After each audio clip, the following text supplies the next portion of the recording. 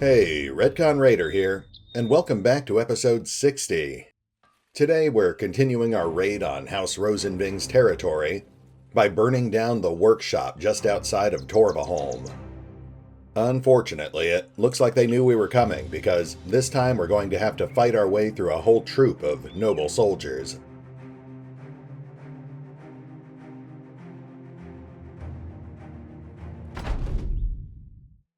Okay, we're slightly outnumbered 13 to 12, and we are going to want to approach this cautiously. Noble soldiers are some of the most powerful human opponents in the game, and they basically fight using the same tactics that we do. Shieldmen up front, crossbowmen and pole armors in the back. The noble frontliners can be dangerous, but the real threat are those crossbowmen. A single headshot from a heavy crossbow could theoretically kill some of our weaker men. Fox starts us off, putting an arrow through a crossbowman's arm.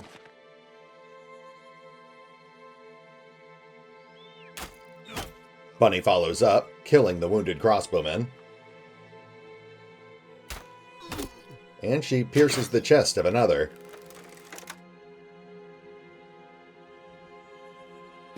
Potato moves up, firing on another wounded crossbowman. But his shot is blocked by the enemy shield wall.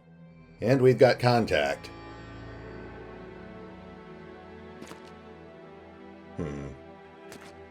Well, our archers are in a little trouble, but they should be fine.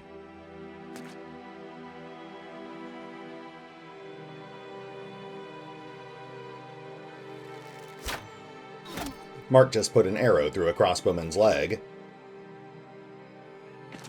And it's almost time for our frontliners to get into the mix. Eraton switches off to his dagger and advances on the enemy front line. He lands a hit, impaling a shieldman's hand.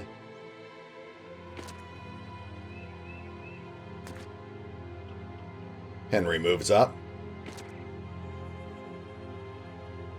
But he can't get past his opponent's shield. Reinhard moves up, containing them on the north.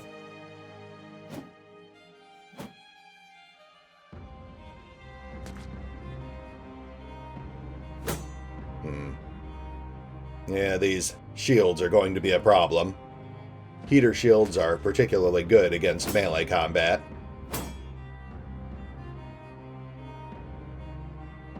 Rondis moves up, engaging multiple foes.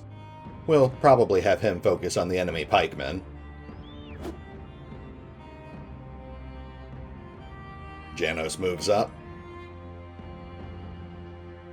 He readies his great hammer. And doles out a broken nose. Nicely done. We're in round 2 now. Our archers are up, so we'll fire off another volley. Fox puts 2 arrows into a pikeman, with the second one hitting the pikeman in the face. Potato uses fancy footwork to hop back onto elevated terrain. Then he finishes off the wounded enemy crossbowman. He also lands a glancing hit on one of the enemy pikemen. Those guys are going to be our secondary priority. We'll also have to be especially careful to make sure we keep our archers out of the pikemen's range. Those billhooks can be pretty nasty. I guess we should still be taking shots at that crossbowman whenever we get the chance. Mark puts an arrow through the crossbowman's face. Henry's just been engaged.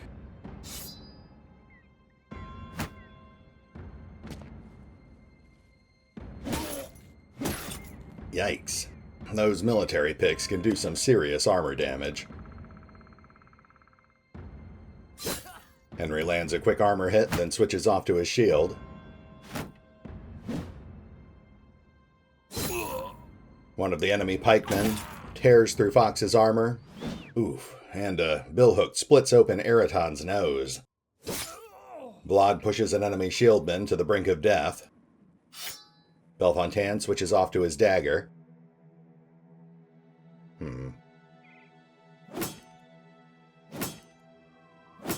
But he can't land any hits. Eraton is wounded, but he's stuck in place for the moment. That split nose is really going to hurt his fatigue recovery. We'll want to pull him out of combat as soon as we can. Reinhardt is up. He cuts down a wounded shieldman, then moves up to engage the final crossbowman.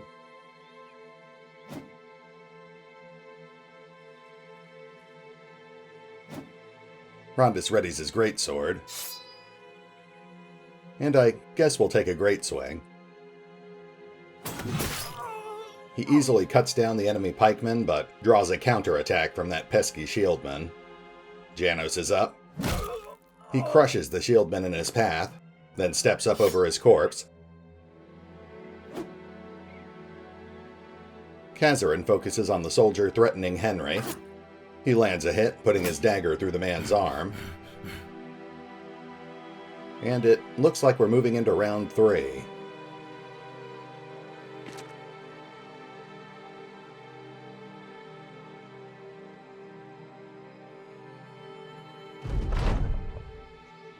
Our archers are up.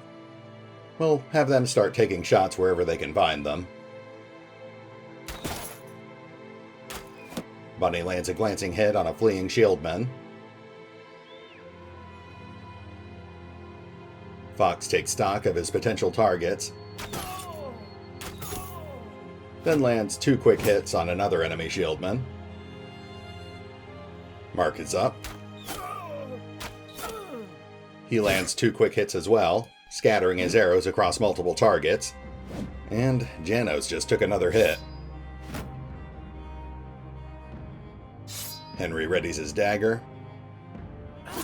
He cuts down one of the shieldmen in front of him, then lays into the other, landing a light flesh wound. Potato fires through the ranks. He puts an arrow through a pikeman's neck, then pushes a shieldman to the brink of death.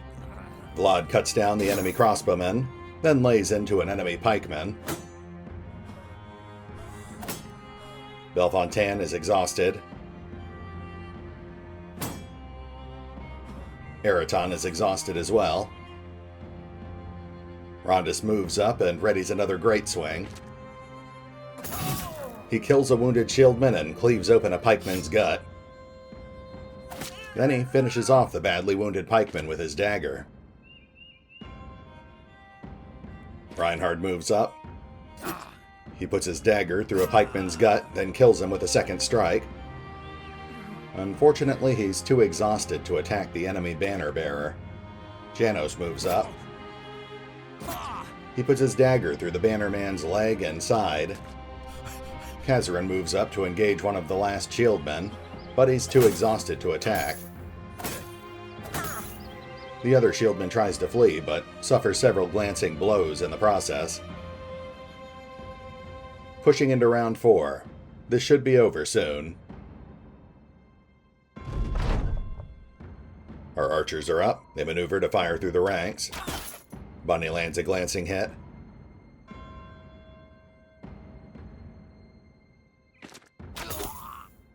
Fox lands a glancing hit as well. The enemy bannerman is trying to desperately rally the troops. Mark puts an arrow through a shieldman's shoulder. Potato cuts down the wounded shieldman, then moves up to fire on the bannerman, breaking his morale. And at this point, it's really just cleanup. Henry kills the last of the shieldmen, which leaves the rest of our brothers free to begin converging on that poor banner bearer.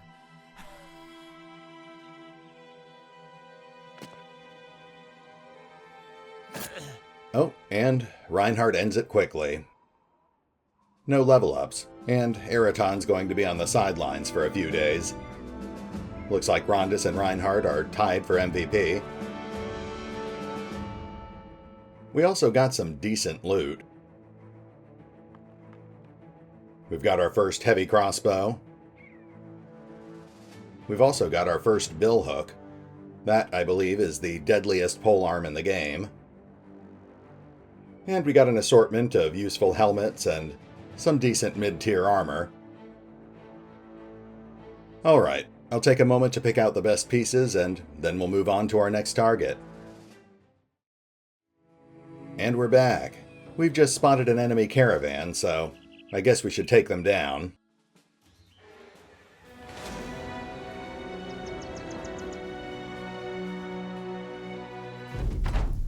Normally I wouldn't bother attacking a target like this, but in this case I'm fairly certain that we actually have to destroy at least one enemy caravan for the purposes of our current mission.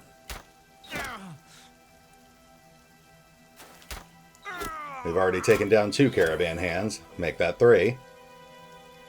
And Potato moves up, landing a leg shot on the final caravan guard.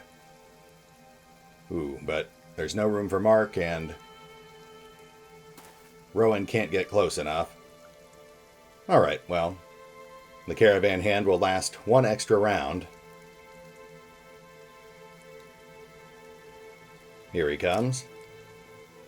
Oh, and Mark immediately cuts him down. That was quick. I think we're technically supposed to kill that donkey to completely wipe out the caravan, but I think we'll just let it go. No level ups, obviously.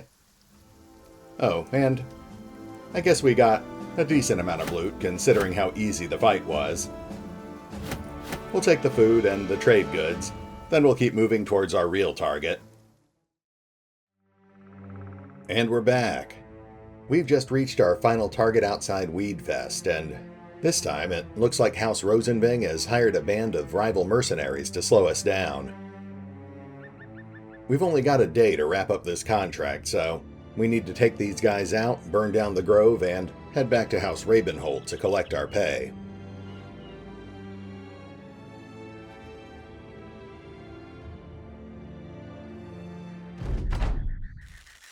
Generally speaking, enemy mercenaries are basically the equivalent of high-end bandits. They're about as tough as noble soldiers, but they're less predictable, which theoretically makes them more dangerous. Of course, they're also a great source of mid to high tier equipment, so we'll try to keep their gear intact if possible.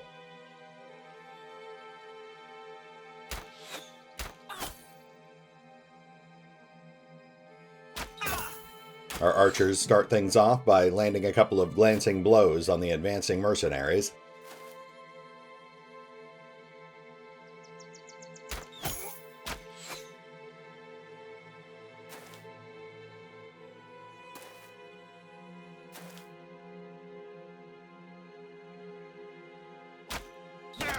Mark puts an arrow through the shoulder of an enemy marksman.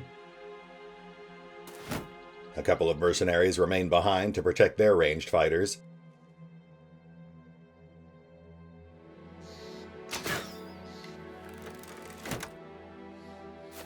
And our front line moves up to meet our peers in battle. Woe tears into a mercenary on the south. Roderick steps up, going greatsword to greatsword. He tears through 2 of the enemy mercenaries, slicing open one of their legs. Oswald moves up to engage them as well, but he doesn't land a hit. I got steps up, engaging the enemy billman, planting a dagger in the man's chest. Dominic moves up to support Reinhard and Oswald. He pierces the chest of the enemy greatswordsman. Reinhard stays on the defensive, providing cover for Rowan. Kazarin follows his example, moving north to provide some cover for our archers. Alright, looks like we're cycling into round 2.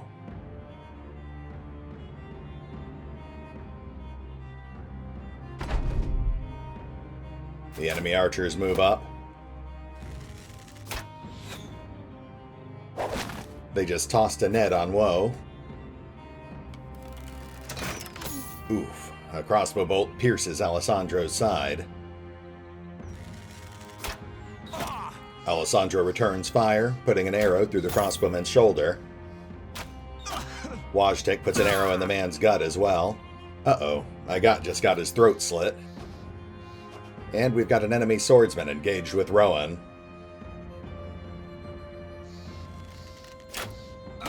Potato cuts down the enemy crossbowman. Not a lot of ideal targets, so he starts maneuvering towards that swordsman. Mark's in a slightly better position, so he scans the battlefield. I guess our best bet is to have him focus on the enemy archers.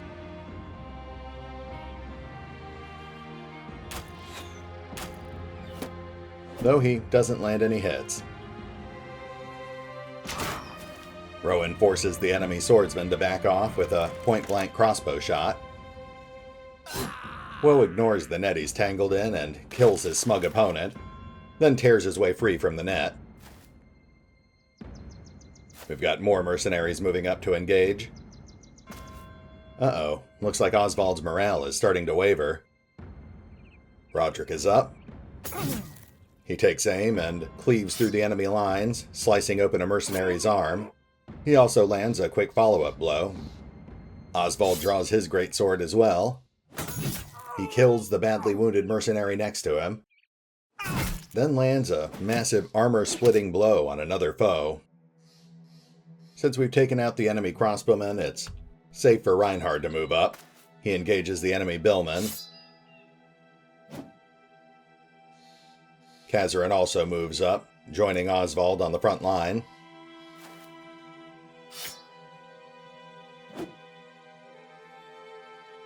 Agat is bleeding out from a neck wound, but continues fighting valiantly. He lands 2 quick hits, piercing the billman's leg with his final attack. Dominic hops the line, engaging 2 broken opponents. One of the mercenaries tries to flee, and Reinhard swiftly cuts him down. Dominic engages another foe. Round 3.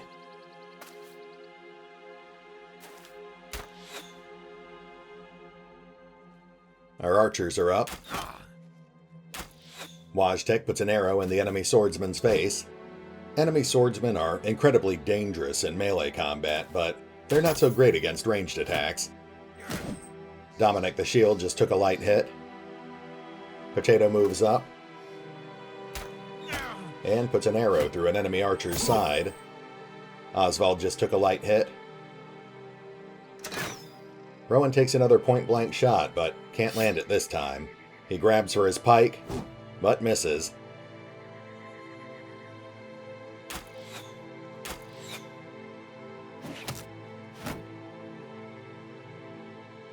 Woe moves up, supporting Oswald.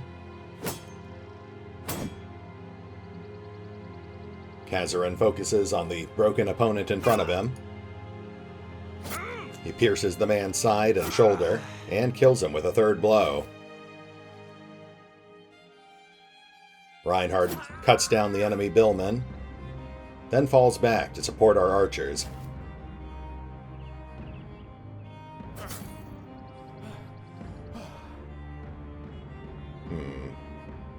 Roderick surveys his options, then moves up to support Dominic.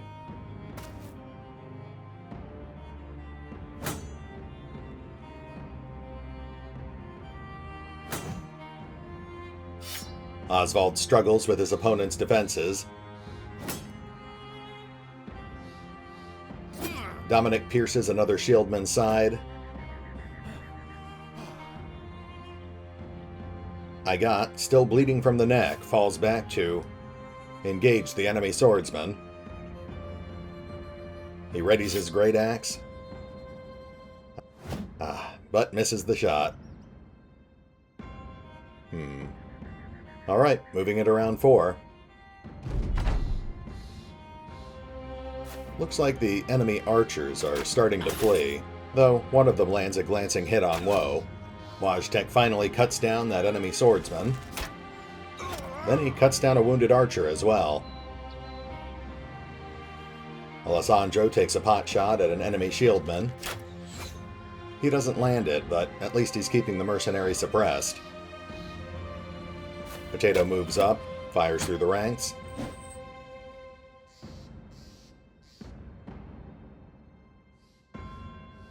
Rowan moves up to support Roderick and Dominic. He readies his crossbow.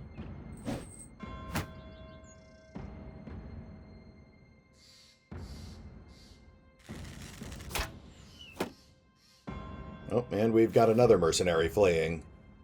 That guy's actually got some pretty nice armor, so we might want to try to run him down with the dogs.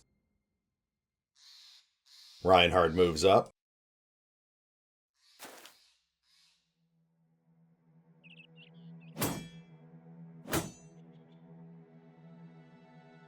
Igot's still got a decent amount of health, but he's continuing to bleed from that neck wound. We'll move him back towards the archers and they can bandage him up next turn.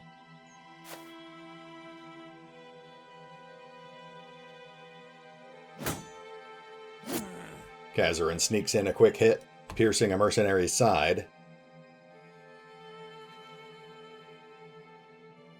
Oswald readies his greatsword, but can't get past the man's shield.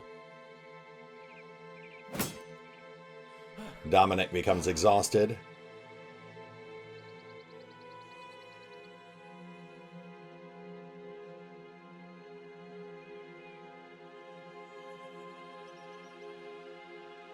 And moving into round 5. Unfortunately, it looks like those other 2 mercenaries might actually escape. There we go. Alessandro tends to Igot's neck wound. Wojtek moves up in preparation for next turn. Potato fires through the ranks, suppressing an enemy shieldman. Rowan reloads and puts a crossbow bolt through another mercenary's hand.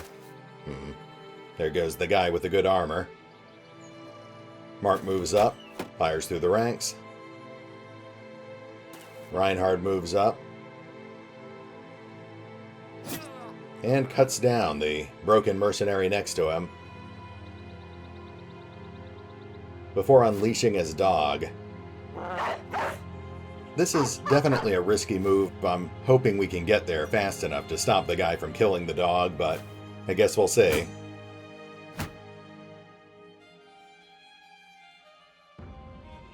Igot moves up, breaking the last mercenary shieldman. Roderick begins pursuing the other fleeing mercenary. We've got that archer on the north too, so let's have Dominic start pursuing him and we'll unleash another dog.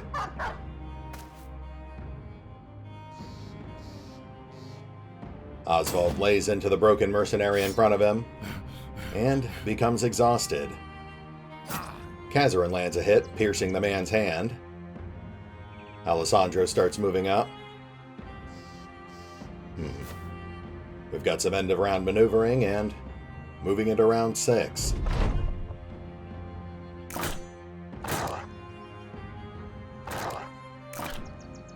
Our dogs try and...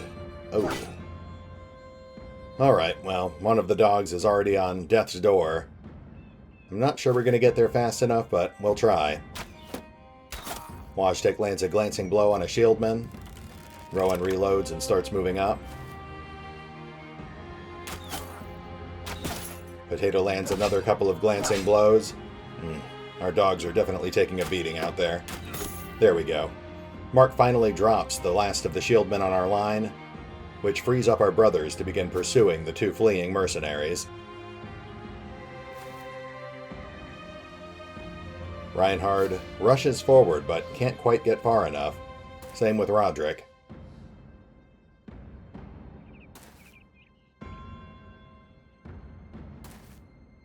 Dominic heads towards the enemy archer, but again can't quite reach his foe. Round 7. Our dog on the north takes off a chunk of the archer's armor, but gets killed for its trouble. Sorry, doggo. I guess our archers will hold their ground at this point. We'll just focus on bringing up the frontliners. And there goes our other dog. Alright, well, at least they bought us some time. They slowed down the 2 fleeing mercenaries enough that we should be able to lock them down now. Reinhard moves in, eager to avenge his fallen dog. Roderick follows close behind him, piercing the mercenary's shoulder with his dagger.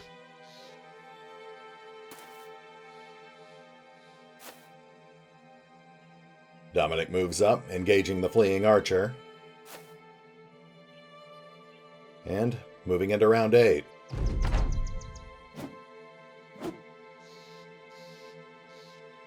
Our archers hold their ground. The enemy mercenary lands 2 glancing blows against Roderick. Igot moves up, as does Woe. In fact, Woe readies his dagger, eager to wade into combat.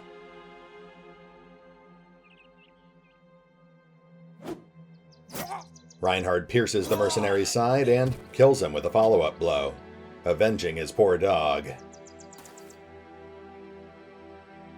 At this point, all of the brothers can just start converging on that last archer.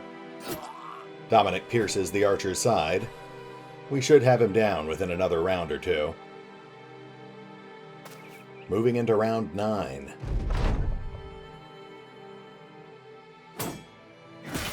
The archer lands a light armor hit on Dominic. The rest of our men continue to converge on the archer. Kazarin moves in, pierces the archer's side, and finishes him with a second blow. No level ups, a lot of light wounds. Alessandro's got a pierced side.